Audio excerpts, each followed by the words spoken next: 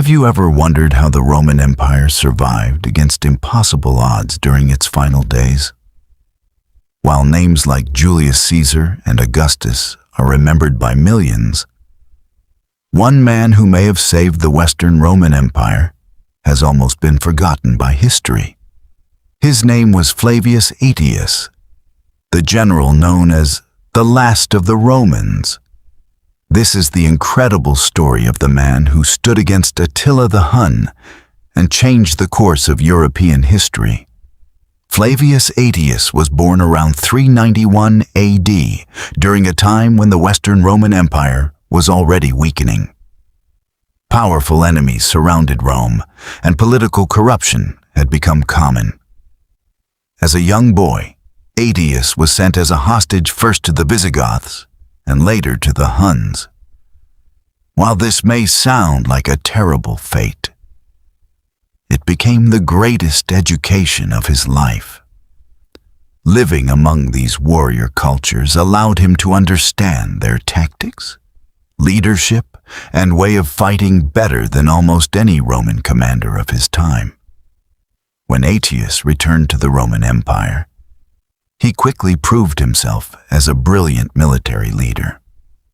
Unlike many Roman generals who relied only on traditional Roman armies, Aetius knew that the empire no longer had the strength it once possessed. He formed alliances with different barbarian tribes, using diplomacy as effectively as the sword. This unique strategy helped keep the Western Empire alive despite its limited resources. Throughout the 420s and 430s, Aetius fought numerous campaigns against rival tribes and political enemies. He defeated rebellious forces in Gaul, secured Roman territories, and restored stability in regions that had nearly slipped away from imperial control. His victories earned him respect among soldiers and fear among Rome's enemies. Before long, he became the empire's most trusted general and the protector of Emperor Valentinian III. But the greatest challenge of Aetius's life was still ahead. In the middle of the 5th century, a terrifying leader rose in Central Europe. His name was Attila the Hun. Under his command, the Huns created one of the most feared military forces in history. Cities were burned, kingdoms surrendered, and entire populations fled in fear of his advancing armies. Attila demanded enormous tributes from the Roman Empire and threatened to destroy anyone who resisted him. Many believed that no army could stop the Huns. In 451 AD, Attila invaded Gaul with a massive army. His objective was clear: conquer the region and crush Roman power forever. As city after city fell, panic spread throughout the Western Roman Empire. The survival of Roman civilization seemed to hang by a thread. Aetius knew that Rome alone could not defeat Attila. Instead of fighting alone, he achieved something remarkable. He united former enemies into a single coalition. Romans, Visigoths, Franks, Burgundians, and several other tribes agreed to fight side by side under his leadership. It was one of the greatest military alliances of the ancient world. The two armies finally met at the Battle of the Catalaunian Plains, one of history's most important battles. Although historians still debate the exact size of the armies, it was undoubtedly a massive and brutal conflict.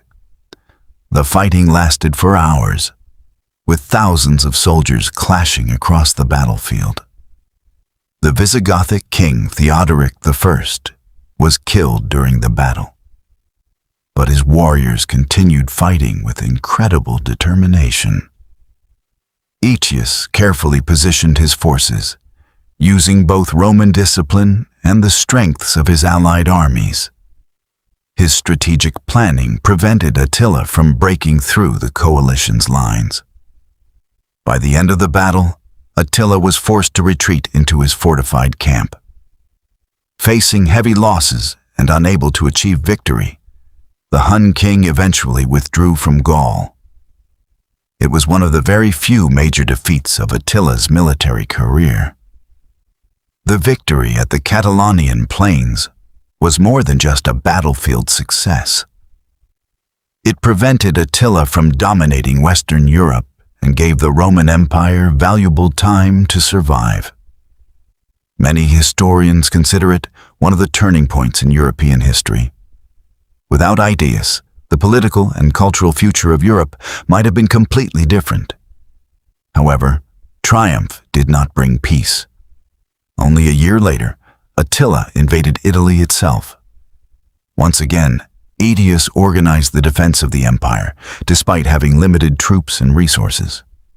Disease, famine, and logistical problems weakened Attila's army, forcing the Huns to retreat.